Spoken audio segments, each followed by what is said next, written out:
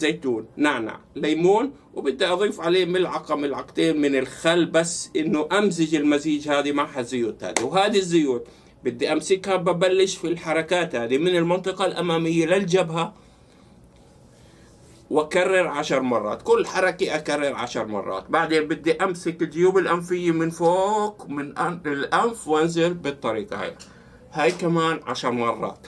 بعدين بدي أمسك المناطق هذه والعضلات هذه وأحركها بالطريقة هاي كمان 10 مرات.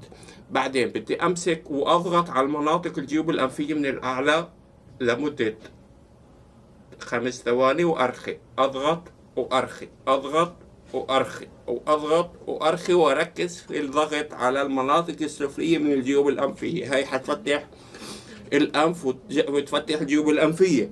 بعدين باجي للمنطقة هذه وبضغط عليها بالطريقة هذه 5 ثواني، العين الثالثة، وبرخي. باجي لمنطقة حوالين العينين، برفع ايدي وبعمل الحركات هذه.